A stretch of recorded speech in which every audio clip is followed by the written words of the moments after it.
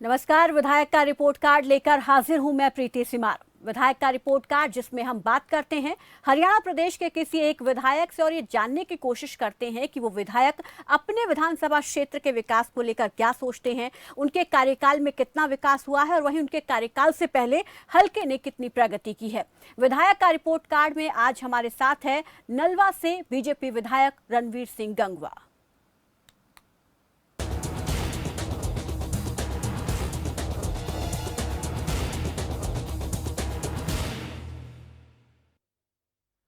तो इनेलो से बीजेपी में शामिल हुए रणवीर गंगवा ने 2019 में नलवा से बीजेपी के टिकट पर चुनाव लड़ा और जीत दर्ज की। दल बदल का रणवीर गंगवा की जीत पर कोई खासा प्रभाव नहीं पड़ा। उन्हें 2014 के मुकाबले 2019 में ज्यादा वोट मिले। कांग्रेस के प्रत्याशी रणवीर पनिहार को करीब 9000 वोटों के मार्जिन से उन्होंने हराया। रणवीर सिंह गंगवा चुनाव जीतकर न केवल दोबारा विधानसभा पहुंचे बल्कि उन्हें हरियाणा विधानसभा का डेप्यूटी स्पीकर भी सर्वसम्मति से चुना गया। और ज्यादा जानकारी के लिए एक छोटी सी ये रिपोर्ट देखिए।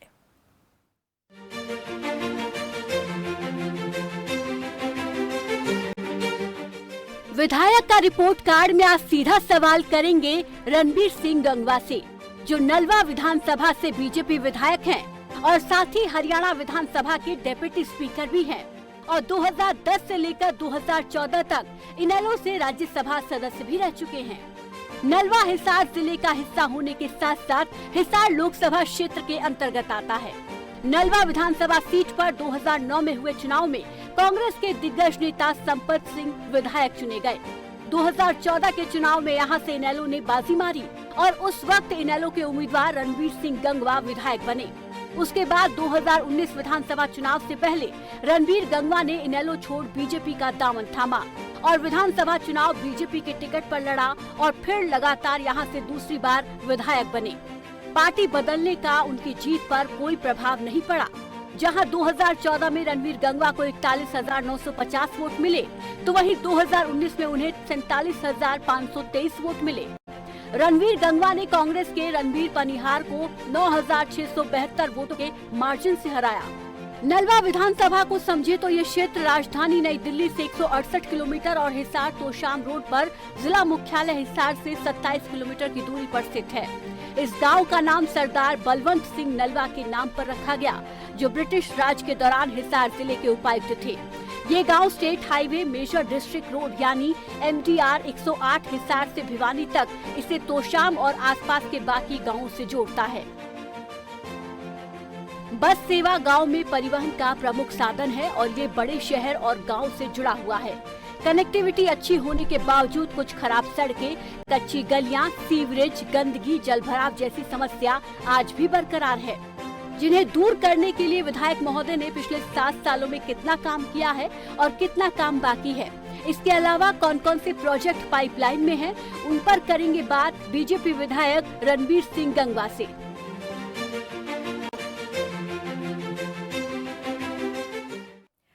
तो विधायक का रिपोर्ट कार्ड में हमारे साथ नलवा से बीजेपी विधायक रणवीर सिंह गंगवा जुड़ गए हैं। रणवीर जी नमस्कार, स्वागत है आपका हमारे इस खास कार्यक्रम में।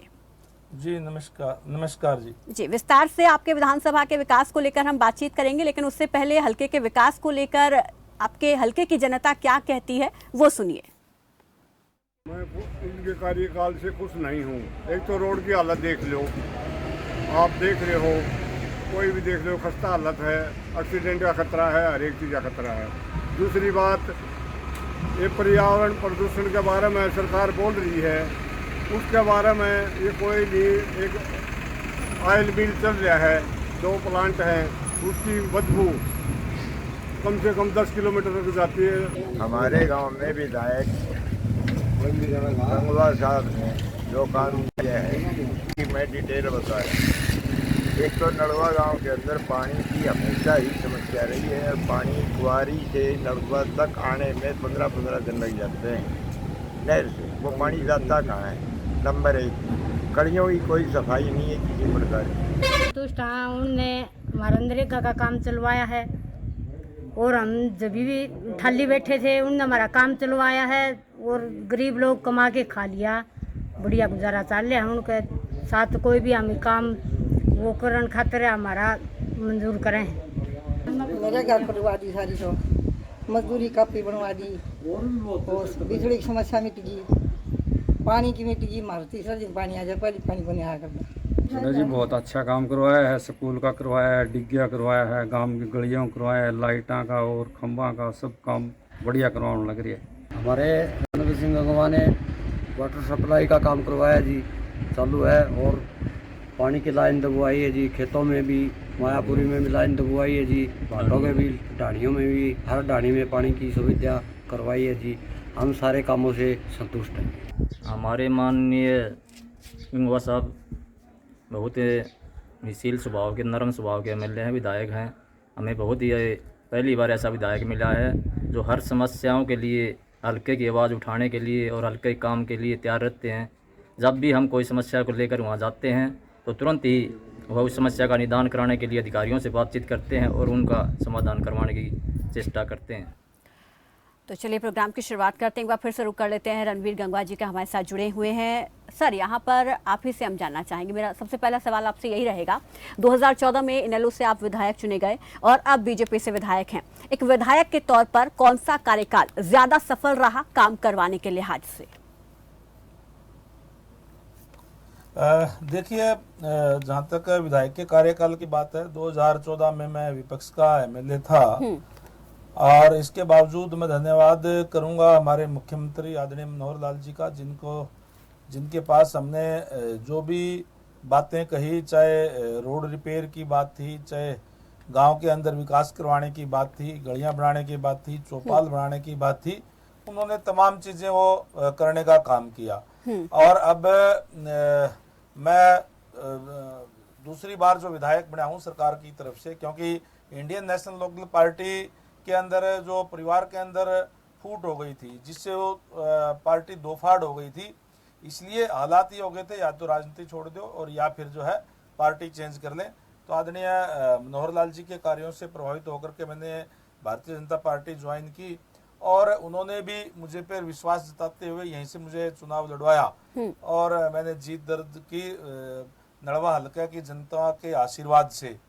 और इस कार्यकाल के अंदर भी हमने अनेक कार्य इस यहाँ के करवाए हैं। नड़वा क्षेत्र जो है, देखिए, दो क्षेत्रों के अंदर है। एक तो इसका शहरी क्षेत्र है जिसके अंदर Azad Nagar, sector 15, Camry road, Patel Nagar, HAU ये एरिया आता है। और दूसरा है इसमें 50 गांव है जिसमें चम्मन पंचायतें हैं, 54 पंचायतें इसके अंदर है। तो ये दो भागों में बटा हुआ है। जहां तक शहरी क्षेत्र की बात है, क्योंकि आउटर कॉलोनियां इसके अंदर काफी है, तो उसके अंदर विकास कार्यों की बहुत ज्यादा जरूरत थी। मैं धन्यवाद करूंगा माननीय मनोहर लाल जी का, जिन्होंने ग्रांट दे करके अनेक जो जितनी भी कॉलोनियां थी हमारी, चाहे आजाद नगर की है, चाहे कैमरी रोड की है, उन तमाम गलियों को पक्का करवाने का काम किया। पीने के पानी की दिक्कत और परेशानी थी, अभी हमने 10.5 करोड़ रुपए आजाद नगर के अंदर जो वाटर वर्क्स है उसको नया एक और टैंक बनवाने के लिए मंजूर करवाया। पटेल नगर के अंदर जो नहर के साथ जो वाटर वर्क्स है वहां भी पानी की दिक्कत और परेशानी ना रहे, इसके लिए 4.5 करोड़ रुपए की लागत से टैंक मंजूर करवाने का काम किया।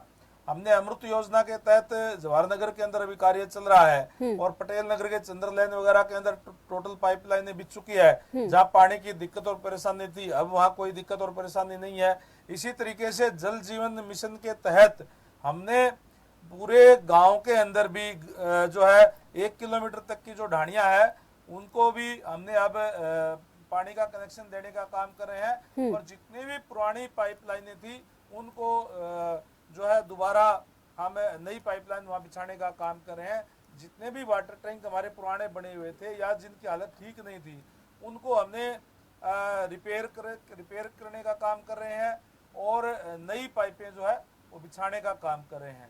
इसके साथ साथ हमने नड़वा हल्का के अंदर 2 सीनियर मॉडल संस्कृति स्कूल, एक तो नड़वा के अंदर और एक आर्यनगर के अंदर अभी बनवाने का काम किया है, जिससे जो गरीब बच्चे हैं उनकी शिक्षा भी जो प्राइवेट स्कूल के अंदर जो बच्चे पढ़ते हैं उनके बराबर हो सके, या उनको यूं ना लगे कि मेरे माँ बाप के पास पैसा नहीं है तो हम क्या करें, हम जो प्राइवेट स्कूलों के अंदर पढ़ नहीं सकते, उससे भी ज्यादा सुविधाएं इन स्कूलों के अंदर देने का कार्य कर रहे हैं।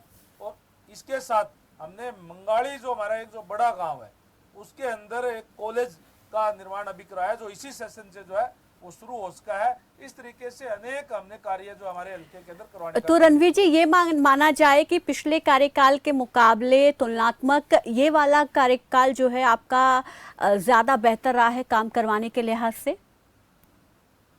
हाँ, निश्चित तौर पर हम कह सकते हैं कि इस कार्यकाल से पिछले 2 साल से लगभग कोरोना काल रहा है, किसान आंदोलन भी रहा है, इसके बावजूद हमने विकास कार्य निरंतर जारी रखने का कार्य किया है। और हर गांव के अंदर अभी जैसे डी प्लान से हम जो किसानों के लिए खेतों के लिए खाड़े बनाने का काम कर रहे हैं, चाहे हमारी कोई चौपाल है उसको बनवाने का काम कर रहे हैं, तमाम वो कार्य करने का काम कर रहे हैं। तो रणवीर जी, क्या ये माना जाए कि जिस पार्टी का विधायक होता है अगर उसकी सरकार होती है तो काम आसानी से होता है? बिल्कुल, निश्चित तौर पर देखिए हमारे यहाँ एक सिस्टम है। वैसे तो देखो जो मुख्यमंत्री होता है वो पूरे स्टेट का होता है, कोई विपक्ष का नहीं होता। और हमारे जो आदरणीय मनोहर लाल जी मुख्यमंत्री हैं उनका तो नारा ही है सबका साथ सबका विकास।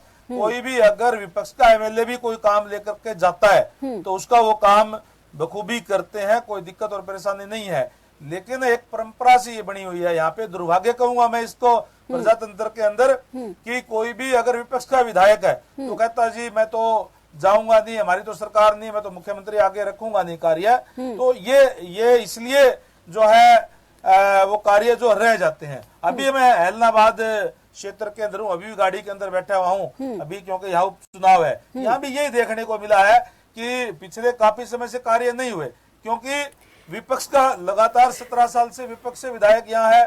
हमने इसीलिए यहाँ जिस तरीके से लोगों का माहौल है, मुझे लगता है कि अब ये लोग भी जो है भारतीय जनता पार्टी के साथ, और यहाँ से भी भारतीय जनता पार्टी का उम्मीदवार निश्चित तौर पर तो सर जो क्या सत्ता के साथ रहते हैं। तो क्या आपके दिमाग में जिस वक्त आप इनेलो से विजयी बने थे तो क्या आपके दिमाग में भी यही धारणा रहती थी कि हम भी लेकर जाएंगे अपने प्रोजेक्ट्स को तो मंजूरी नहीं मिलेगी, जब आप इनेलो में थे, इनेलो से विधायक थे?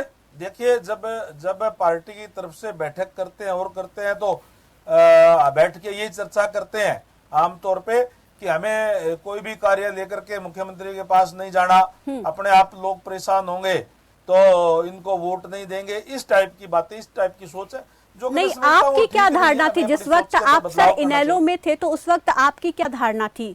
आप जो प्रोजेक्ट्स लेकर जाते थे क्या उनको मंजूरी मिलती थी? कोई किसी भी विधायक की इंडिविजुअल धारणा नहीं होती, बल्कि पार्टी का एक सिस्टम होता है, पार्टी के हिसाब से आदमी चलता है। लेकिन मैंने जब भी कोई भी काम माननीय मुख्यमंत्री महोदय को कहा तो उन्होंने तुरंत करवाने का काम किया। हमारी एक जो रोड थी जो कैमरी रोड से और सिंगरान रोड को मिलाती है, मैं एक दिन गया था, उसी टाइम पे उन्होंने सीएम अनाउंसमेंट नंबर लगा करके दिया और तुरंत वो बनाने का काम किया। मैंने यानी कि अगर मैं कोई काम लेकर के गया तो कभी उन्होंने मना नहीं किया। लेकिन जैसे मैंने कहा कि एक परंपरा यहाँ है कि हमें दूसरी पार्टी की सरकार है इसलिए हम जाते नहीं, तो अगर नहीं जाएंगे तो फिर वो कार्य नहीं हो पाते। तो जब दूसरे पार्टी में रहकर ही आपके काम हो रहे थे तो दल बदल की नौबत सर क्यों आई? फिर पार्टी क्यों छोड़ी? मैंने पहले बताया ना जी, मैं इंडियन नेशनल लोकदल पार्टी के अंदर था और इंडियन नेशनल लोकदल पार्टी के अंदर मैं शुरू से ही मैंने उसी के अंदर था, लगातार 2000 से लेकर 2019 तक। जब पार्टी के अंदर फूट हो गई, परिवार के अंदर विघटन हो गया पार्टी का, तो उस टाइम कुछ हालात ही ऐसे हो गए कि या तो आप राजनीति छोड़ दें और या फिर आप पार्टी चेंज कर लें। तो उस टाइम मैंने माननीय मुख्यमंत्री जिस तरीके से ट्रांसपेरेंसी के साथ जो नौकरियां देने का काम किया है, ट्रांसपेरेंसी से जो कार्य कर रहे हैं, आज हमारे प्रदेश के अंदर युवाओं के अंदर एक विश्वास जगा है कि अगर हम पढ़ेंगे तो निश्चित तौर पर योग्यता के आधार पर हम नौकरी ले सकते हैं। अदरवाइज पहले ये था कि अगर आपके या तो आपकी जो है एमएलए मंत्री से जानकारी हो और या फिर आपके पास पैसा हो, अदरवाइज आपको नौकरी नहीं मिलती थी। तो इन तमाम चीजों से प्रभावित होकर के और माननीय मुख्यमंत्री महोदय ने भी कहा कि आप आइए, आपका पार्टी के अंदर स्वागत है, आप अच्छे आदमी, आप आए। और मैं पार्टी मैंने ज्वाइन की और उन्होंने मुझे नड़वा से चुनाव लड़वाया और मेरी जो जनता थी नड़वा हल्के की, उन्होंने भी पूरा साथ दिया, उनका मैं तहे दिल से आभार व्यक्त करता हूं। और जो तमाम हमारे साथीगण थे जो नड़वा हल्के के, उनका भी निरंतर दबाव था कि पार्टी टूट गई है, आपको कोई निर्णय लेना चाहिए। तो मैंने उन तमाम साथियों से मिलकर के और उनके इच्छा के अनुरूप जो है भारतीय जनता पार्टी में जाने का निर्णय लिया। ठीक है, आपने कहा कि आपको उस दौरान भी सीएम का पूरा सहयोग मिला, जो प्रोजेक्ट्स आप प्रपोजल्स आप लेकर जाते थे उनको मंजूरी मिलती थी। आप ही से मैं जानना चाहूंगी 2014 से लेकर 2019 तक के कार्यकाल के दौरान आपने नलवा हलके के विकास के लिए कितने प्रोजेक्ट्स उनसे पास करवाए जिन पर काम अभी भी चल रहा है? मैंने जैसे कहा कि कई, चाहे वो विलेज टू विलेज रोड बनाने की बात थी जो मार्केटिंग बोर्ड से है, वो अनेक हमारी वहाँ बनी, चाहे वो कैमरी से पातन की थी और चाहे वो सिंगरान रोड से लेकर के कैमरी रोड तक बनाने की बात थी, चाहे वो घावड़ के अंदर थी, अनेक ऐसी रोड थी, चिड़ोद से लेकर के बड़वा की जो रोड थी, हमने वो तमाम जो रोड से मंजूर करवाने का काम किया। उसके साथ साथ और भी जो चीजें थी, चाहे हमने जो आउटर कॉलोनिया के विकास की बात थी, यानी कि हम ज्यादातर, जैसे मैंने पहले कहा, एक पार्टी का सिस्टम होता है, पार्टी के एक निर्णय होता है कि हमें कोई ज्यादा छोटे छोटे काम लेकर के जाना नहीं है। हम नहीं गए वो अलग बात है, अगर हम कोई गए तो माननीय मुख्यमंत्री महोदय ने वो हमारा करने का काम किया। ठीक है, आपके मुताबिक आपके हलके की प्रमुख समस्या क्या है और इनको दूर करने में आपके प्रयास कितने सफल रहे हैं? देखिए, मेरे हलके के अंदर मुख्य समस्या जो है वो पानी को लेकर के है, जो क्योंकि हमारा जो हलका है ये एक तरफ तो राजस्थान के लगता है और पानी की बड़ी भारी किल्लत है, सिंचाई के पानी की भी, पीने के पानी की भी। पीने के पानी के लिए जैसे मैंने कहा कि हमने तमाम गांवों के अंदर जो वाटर वर्क्स के टैंक है उनको रिपेयर करवाने का काम किया। जल जीवन मिशन के तहत जो तमाम पाइपलाइनें जो चेंज करवाई जा रही है, नए टैंक की जहां जरूरत है वो नए टैंक बनवाए जा रहे हैं और तमाम वो सुविधाएं की जा रही है जो वो होनी चाहिए। और मैं समझता हूं कि आने वाले 5-6 महीने के अंदर पीने के पानी की कोई समस्या जो है हलके के अंदर नहीं रहेगी, चाहे वो पाइपलाइन की बात है, चाहे वाटर टैंक रिपेयर की बात है और चाहे उसकी सफाई की बात है। और जहां तक सिंचाई के पानी की बात है, सिंचाई के पानी की भी हमारे काफी किल्लत है, क्योंकि नीचे का जो ग्राउंड वाटर है वो हमारे हलके का खारा पानी है। उसके लिए निरंतर मैंने माननीय मुख्यमंत्री महोदय से प्रयास किए हैं कि यहाँ पानी ज्यादा दिया जाए। हमारे अभी न्यू शिवानी फीडर के नाम से जो एक नहर बन रही है और वहाँ 5-6 महीने के अंदर पूरी हो जाएगी, जिससे रेनी सीजन के अंदर तो हमें काफी उससे रिलीफ मिलेगा, उसके अंदर जो है हमारे को यहाँ पानी मिलेगा। और भी हमारा निरंतर प्रयास है कि पीछे से हमारे यहाँ पानी ज्यादा मिले ताकि इस एरिया के अंदर सिंचाई के लिए हम पानी दे सकें। और मेरा प्रयास ये रहा है, मैंने अधिकारियों के भी निरंतर ये निर्देश दिए हैं कि आप जो है जितना हमारे पास पानी है वो टेल तक हमारा पानी जाए, ये हमारा निरंतर प्रयास रहता है और काफी हद तक इसमें हम जो है वो सफल भी रहे हैं। कई जो हमारे जो पुराने रस्बाए हैं उनको हम रिमॉडलिंग के तहत उसको नए बना रहे हैं जो 20 साल से ऊपर हो गए। इस सरकार की तरफ से घोषणा भी है कि 20 साल से ऊपर जितने भी रस्बाए हैं वो दोबारा बनाए जाएंगे ताकि पानी ज्यादा से ज्यादा हमारे हलके के लोगों को मिल सके, उनको सिंचाई की पानी की भी कोई ज्यादा परेशानी और दिक्कत ना आए। एक और हमारे यहाँ ढाणियों के अंदर भी जो है लोग रहते हैं, वहाँ उनको लाइट की भी दिक्कत और परेशानी रहती है। तो मैंने हलके के अंदर कह रखा है ढाणियों के अंदर जितने भी लोग रहते हैं मेरी प्राथमिकता के आधार पर मैं वो ढाणियों के अंदर जो लाइट देने का काम करूंगा। मैं मेरे डिक्शनरी कोटे से मैंने एमपी रहते हुए भी ऐसा कोई भी गांव नहीं है जो जिस गांव के अंदर मेरे एमपी फंड से ढाणियों के अंदर लाइटें नहीं लगी हुई। या अब जैसे मैं डिप्टी स्पीकर बना हूं तो मेरा जो डिक्शनरी ग्रांट है उसके अंदर अनेक जो है, चाहे वो गावड़ है, गोरची है, सिरसाना है, गंगवा है, आर्यनगर है, और भी काफी गांव ऐसे हैं जिनके अंदर जो भी मेरे पास ढाणियों के लिए लाइट के मेरा ये मानना है कि आज भी अगर कोई किसान जो देश का अन्नदाता है वो अगर खेत के अंदर रहता है और उसके पास अगर लाइट नहीं है तो उसके बच्चे फिर पिछड़ जाएंगे। इसलिए मैंने प्राथमिकता के आधार पर वो खेतों के अंदर जो लाइटें देने का काम किया ताकि हमारे किसान भाइयों को कोई किसी तरह की दिक्कत और परेशानी जो है वो ना आए। तो तमाम वो जो जरूरियात की जो चीजें हैं उनके प्राथमिकता के आधार पर हम जो है काम करने का अपने तरफ से प्रयास कर रहे हैं। ठीक है, अगर मौजूदा स्थिति की बात कर लें तो अब बीजेपी से आप विधायक हैं, सरकार भी आपकी है, हरियाणा विधानसभा के डेप्यूटी स्पीकर भी आप हैं, तो इन 2 सालों में आपने कोई नया प्रोजेक्ट यहाँ पर शुरू किया है अपने हलके में? जैसे मैंने बताया ना अभी, हमने इन 2 सालों के अंदर 2 सीनियर सेकेंडरी स्कूल बच्चों की शिक्षा के लिए बनवाने का काम किया। हमने एक मंगाड़ी के अंदर जो है कॉलेज, अभी जैसे मैंने बताया कि वो हमने बनवाया है ताकि हमारी जो बेटियों का बेटी बचाओ बेटी पढ़ाओ का जो नारा है वो साकार करते हुए बेटियों को कहीं दूर ना जाना पड़े, वो हमने अभी बनवाने का काम किया है।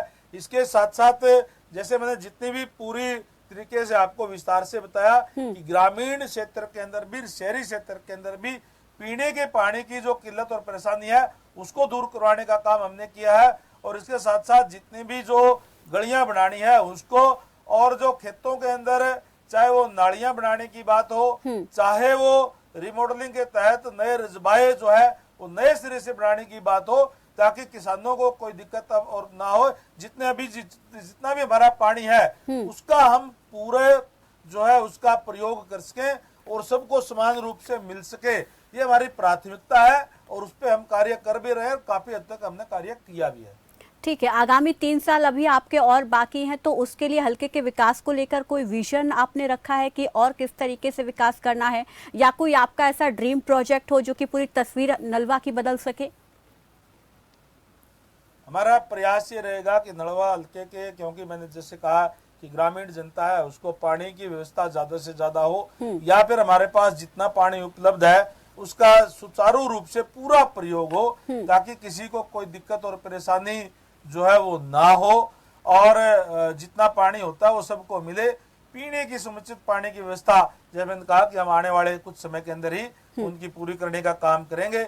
और हमारा जो और भी जो प्रोजेक्ट है वो हमारे चल रहे हैं। जिस तरीके से कैमरी रोड पर हमारा ओवर ब्रिज का काम है और अंडरपास का भी है, और जो हमारा जो साउथ बाईपास है उस पे भी हमारा जो ओवर ब्रिज है वो चालू हो चुका है। अब उसमें जो आगे रेलवे लाइन है उसकी कोई दिक्कत और परेशानी लोगों को जो है नहीं हो पाती है।